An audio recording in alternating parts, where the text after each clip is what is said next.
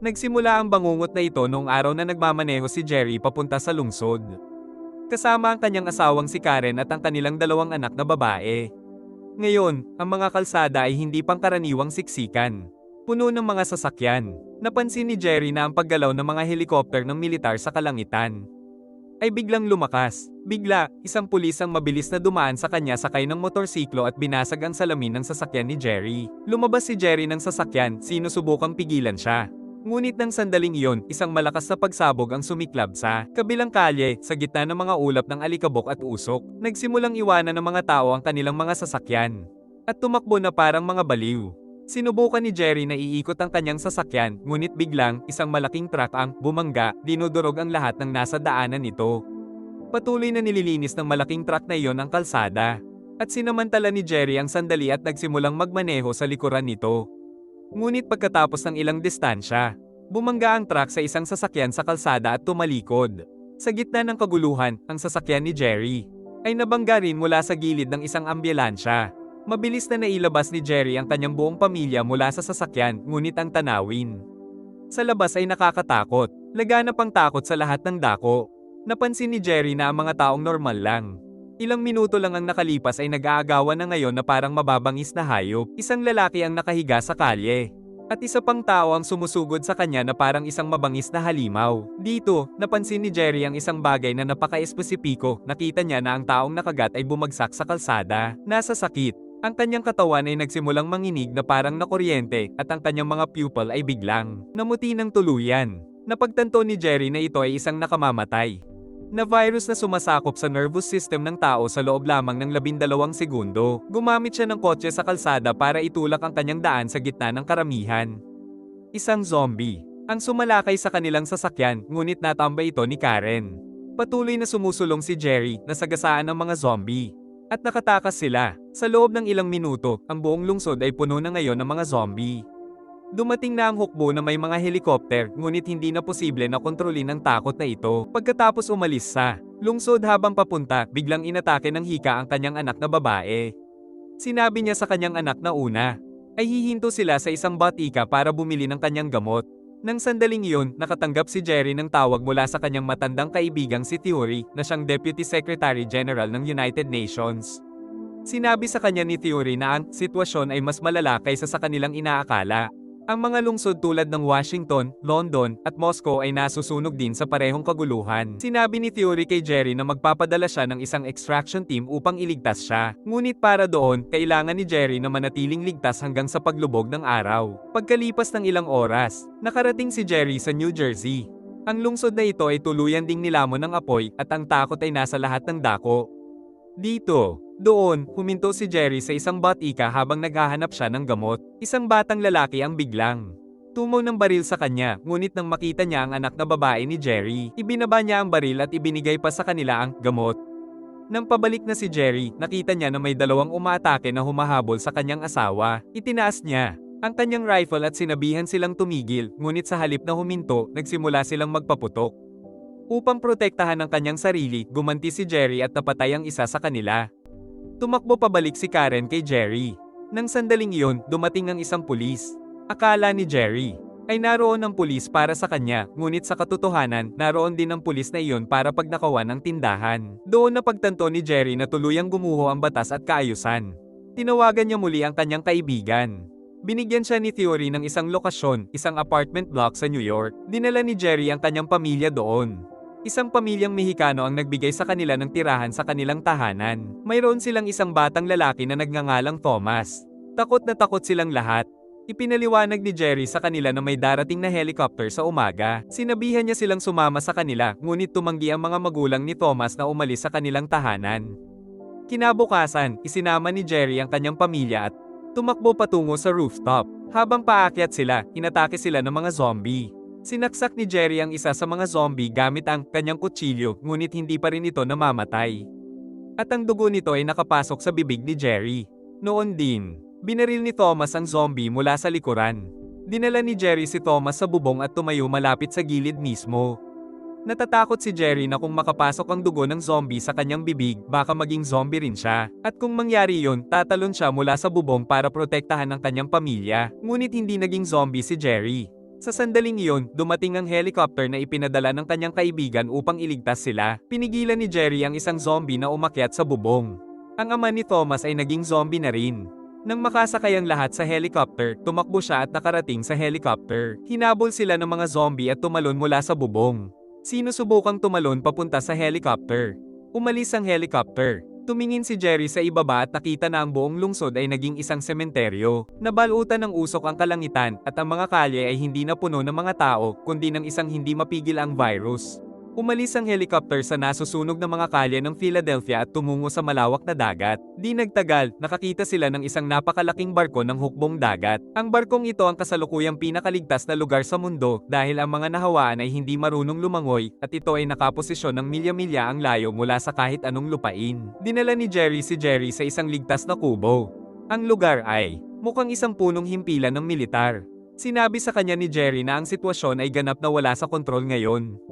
Ang mga pinakamalakas na bansa sa mundo na ang mga hukbo ay dating itinuturing na hindi matatalo ay ngayon nalugmok na. Ikinwento niya kay Jerry ang tungkol sa isang napakabatang virologist, si Dr. Fosbuck, na nakikipagtulungan sa pinakamahuhusay na siyentipiko at doktor sa mundo upang makahanap ng solusyon sa sakuna na ito. Doon, nakilala ni Jerry ang commander ng militar. Sinabi sa kanya ng commander na ang espasyo at mga mapagkukunan sa barkong ito ay lubhang limitado. Tanging ang mga makakatulong sa paglaban sa virus na ito ang pinapayagang manatili. Binigyan si Jerry ng ultimatum. Alinman sa siya ay babalik sa tungkulin bilang isang investigador at hanapin ang pinagmumulan ng virus o siya at ang kanyang pamilya ay ibabalik sa isang kampo ng mga refugee sa lupa upang iligtas ang kanyang pamilya. Pumayag si Jerry na sumama sa misyong pagpapakamatay na ito. Sina Gary at Dr. Fosbuck ay tumungo sa isang base camp ng militar sa South Korea. Ang unang transmisyon sa radyo tungkol sa virus na ito ay nagmula roon. Naniniwala si Fosbuck na ang kalikasan ay napakatalino. Palagi nitong itinatago ang kahinaan nito sa likod ng lakas nito. Kung mahahanap nila ang patient zero kung saan nagsimula ang lahat, maaaring matukoy nila ang kahinaan ng virus at makagawa ng bakuna. Pagdating ni Jerry at ang kanyang koponan sa South Korea, ang buong base militar ay nakakakilabot na tahimik. Natanging ang tunog ng ulan lamang ang umalingaw-ngaw sa kanilang paligid. Pagkababa nila sa eroplano, nagsimulang sumugod ang mga anino patungo sa kanila mula sa kadiliman. May mga zombie. Sumiklab ang kaguluhan. Sa sandaling iyon, dumating ang ilang sundalo at nagpaputok. Ngunit nadulas si Dr. Fosbuck sa takot at nang siya ay matambak ang sarili niyang baril ay pumutok na agad siyang napatay. Ang nag-iisang lalaking maaaring may solusyon ay wala na ngayon. Dinala ng mga sundalo si Jerry sa loob ng base. Doon, nakilala niya ang ilang nakaligtas na tropa na nagtatago sa loob ng isang ligtas na bunker. Ipinaliwanag ng commander kung paano nagsimula ang lahat. Isang lokal na sundalo ang nagsimulang kumilos ng kakaiba. At habang ginagamot siya, kinagat niya ang doktor. Nang makontrol nila siya, marami na ring iba ang naging mga zombie na. Nakilala rin ni Jerry ang isang ahente doon na nakakulong dahil sa pagtataksil. Sinabi sa kanya ng ahente na ang Israel ay nagtayo ng isang napakalaking pader sa paligid ng bansa ilang linggo bago ang pagsiklab. Sinabi ng ahente kay Jerry na kung gusto niya ang katotohanan, kailangan niyang pumunta sa Jerusalem. Hindi nila itinayo ang pader na iyon dahil sa takot. Itinayo nila ito dahil alam nila kung ano ang darating. Ngayon, si Jerry ang may susunod na lead. Sa kadiliman ng gabi, sinubukan ni Jerry na bumalik sa eroplano. Gumamit siya ng bisikleta para maiwasan ang paggawa ng ingay. Ngunit biglang tumunog ang kanyang telepono. Ang tunog ay sabay-sabay na gumising sa daan-daang natutulog na zombie. Sinimulan nila siyang habulin. Sa sandaling iyon, dumating ang commander sakay ng isang truck at sinagasaan ang mga zombie upang iligtas siya. Pagdating ni Jerry sa eroplano, natambe siya ng isang zombie. Binaril ng commander ang zombie. Ngunit habang inililigtas si Jerry, siya ay nakagat. Sa bintana ng eroplano, pinanood ni Jerry ang pagbaril ng commander sa kanyang sarili bago naging isang zombie. Lumipad si Jerry at ang piloto mula roon. Nagawa nilang makatakas at tumungo sa Jerusalem. Dumating si Jerry sa kapatagan sa Israel. Mula sa langit, ang lungsod ng Jerusalem ay tila isang himala, tila handa na ang Israel. Nakapalibot dito ang isang napakalaking pader na konkreto, milya-milya ang haba, at daan-daang talampakan ang taas. Sa labas ng pader, mayroong karagatan ng milyon-milyong zombie. Binabagal ito na parang mga baliw, sinamahan si Jerry papasok sa lungsod sa pamamagitan ng isang convoy ng militar. Sa panahong ito, nakilala niya si Sigon na nagdala sa kanya sa tanggapan ng paniktik ng Israel. Doon, nakilala ni Gary si Jorgen. Direktang tinanong niya ito, paano mo nalaman ang tungkol sa sakuna na ito ng maaga? At paano mo itinayo ang pader na ito ng magdamag? Ipinaliwanag ni Jorgen ang pamamahala ng ika-10 na tao ng Israel. Sinabi niya na, sa buong kasaysayan, maraming beses nang nalinlang ang Israel, kaya lumikha sila ng isang patakaran. Kung 10 tao ang nag-uusap tungkol sa isang issue, at siyam sa kanila ang lubos na sumasang-ayon sa isang conclusion, kung gayon ay magiging legal na responsibilidad ng ika-10 tao na hindi sumang-ayon at mag-isip ng kabaligtaran. Kung sasabihin ng lahat na walang panganib, dapat ipagpalagay ng ika-10 tao na ang panganib ay totoong-totoo at maghanda para sa pinakamasama. Si Jorgen ang ika-10 taong iyon. Noong binabaliwala ng mundo ang mga ulat tungkol sa mga zombie na nagmumula sa India bilang isang biro, naniwala si Jorgen sa kanila at ginamit ng Israel ang lahat ng kanilang lakas upang itayo ang pader na ito. Lubos nang tinataka ng Israel ang mga hangganan nito, ngunit pinapayagan pa rin nila ang malulusog na refugee mula sa buong mundo na makapasok. Sa loob ng lungsod, nakakagulat na puno ng pag-asa ang kapaligiran. Sama-samang nagdiriwang ang mga tao mula sa iba't ibang relihiyon at bansa. Naniniwala silang nakaligtas sila sa kamatayan. Kumakanta sila, at ang mga panalangin ay ibinabroadcast sa mga loudspeaker. Ngunit nararamdaman ni Jerry na may mali. Maaaring hindi makakita ng maayos ang mga zombie. Ngunit napakatalas ng kanilang pandinig. Ang ingay sa loob ng lungsod ay nagdudulot ng matinding pagkataranta sa napakaraming zombie sa labas. Milyon-milyong zombie ang nagsimulang umakyat sa isa't isa, pinagpatong-patong ang kanilang mga katawan, upang bumuo ng isang napakalaking piramide ng tao.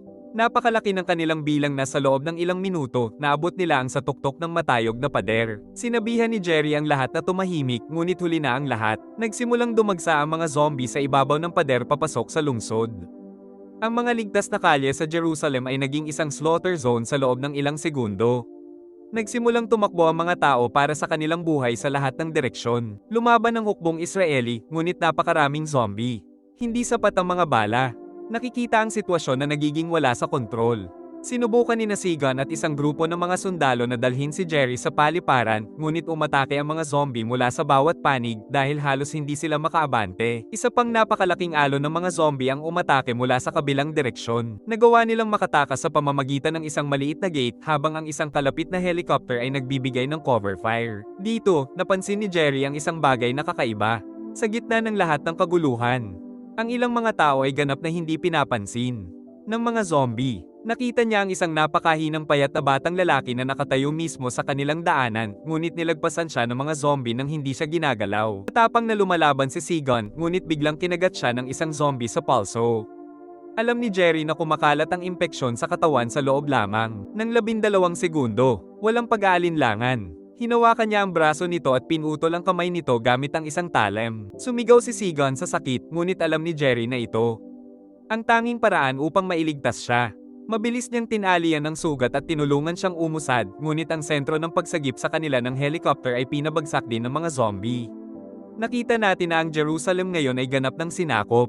Lumalaban at nahihirapang mabuhay. Sa wakas ay nakarating sina Jerry at Sigan sa paliparan.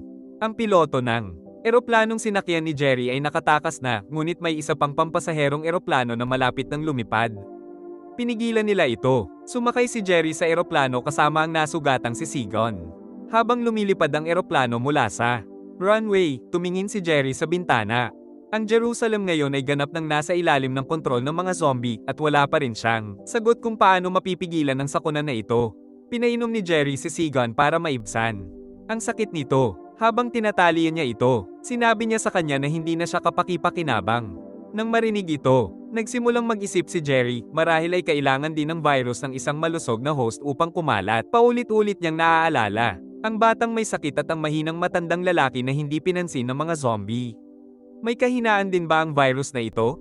Napagtanto ni Jerry na ang bawat mandaragit ay naghahanap ng malusog na target. Kung ang biktima ay mahina na o may sakit, hindi ito pinapansin ng mandaragit. Ngayon, kumbinsido si Jerry na kailangan niyang pumunta sa isang laboratorio at subukan ang teoryang ito. Kailangan niya itong subukan. Tinawag ni Jerry ang teorya at nagtanong tungkol sa ilang mga lugar sa mundo kung saan patuloy pa rin ang pananaliksik. Ikinwento ni Jerry sa kanya ang tungkol sa isang lihim na laboratorio sa Wales. Ipinaalam ni Jerry sa piloto at hiniling sa kanya na dalhin sila doon. Pumayag ang piloto. Maya-maya, isang kakaibang ingay ang nagmula sa likurang cabin. Nang hilahin ng isang flight attendant ang kurtina, nakakita siya ng isang zombie doon. Inatake siya ng zombie. Naramdaman ni Jerry na may mali at nang suriin niya ang likurang cabin, nakita niya na ang mga tao ay naging mga zombie at isa-isang inaatake ang mga pasahero. Sinabihan ni Jerry ang lahat sa kanyang seksyon na manatiling kalmado.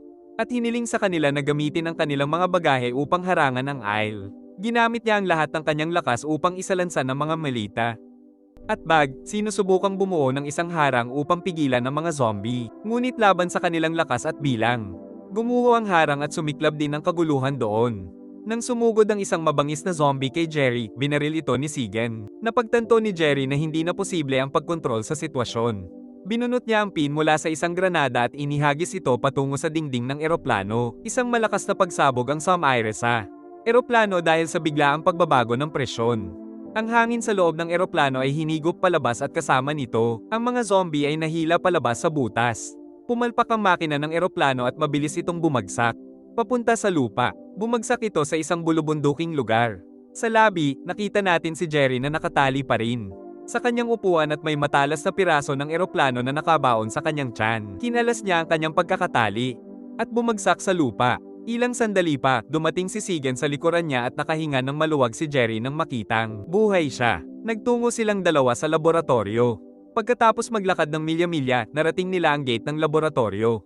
Ngunit pagdating, nawala ng malay si Jerry dahil sa matinding pagkawala ng dugo. Nang magising siya, nakita niya ang dalawang taong nakatayo sa kanyang tabi. Sila ay mga siyentipiko. Tinanong nila siya kung bakit siya naroon. Inilahad ni Jerry ang kanyang buong teorya sa mga nangungunang siyentipiko. Ipinaliwanag niya na para labanan ng virus, hindi nila kailangan ng lunas. Kailangan nila ng camouflage. Sinabi niya sa kanila na ang mga zombie ay hindi umaatake sa mga taong mayroon ng malala o malubhang sakit. Ang mga malulusog na tao lamang ang kanilang inaatake. Iminungkahi ni Jerry na kung mahawa nila ang kanilang sarili ng isang sakit na maaaring gamutin, maaari silang maging hindi nakikita ng mga nilalang na ito. Dahil wala nang ibang solusyon, sumang-ayon ang mga siyentipiko na subukan ang kanyang teorya. Ngunit ipinaliwanag nila na ang lahat ng mga sample ng mapanganib na sakit ay nakaimbak sa ibang seksyon ng laboratorio, ang gusali B, na ngayon ay ganap na sinasakop ng mga zombie. Ang ilang kawani ng laboratorio ay lumingon na at gumagala doon.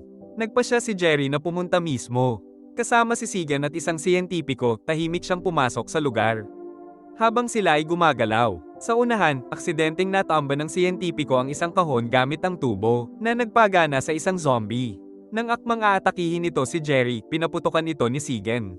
Ang putok ng baril ay nakaakit ng iba pang mga zombie at sinimulan nila silang habulin. Tumakbo sila pasulong. Sinabihan ni Jerry sina Sigen at ang siyentipiko na bumalik habang siya ay nagpatuloy ng mag-isa patungo sa sample lab. Sinundan siya ng mga zombie. Samantala, naglaban sina Sigen at ang siyentipiko pabalik at nagawa nilang makarating sa ligtas na lugar, isinara ang pinto sa likuran nila. Maingat na narating ni Jerry ang silid kung saan nakaimbak ang mga sample ng virus. Pinuno niya ang isang kahon ng mga random na sample. Ngunit habang sinusubukan niyang umalis, isang zombie ang nakatayong nakaharang sa pinto. Wala nang natitirang sandata si Jerry upang subukan ang kanyang teorya. Tinurok niya ang isa sa mga sample sa kanyang braso. Naupo siya roon sandali, naghihintay na magkabisa ang sakit. Pagkatapos ay binuksan ni Jerry ang pinto ng lab. Napatunayang tama ang kanyang teorya. Hindi siya pinansin ng zombie, na parang wala siya. Ikinulong ni Jerry ang zombie sa loob ng lab at lumabas. Ngayon ay mayroon na siyang buong tiwala sa kanyang teorya. Daan-daang zombie ang hamarang sa kanyang daan, ngunit wala ni isa sa kanila ang humawak sa kanya.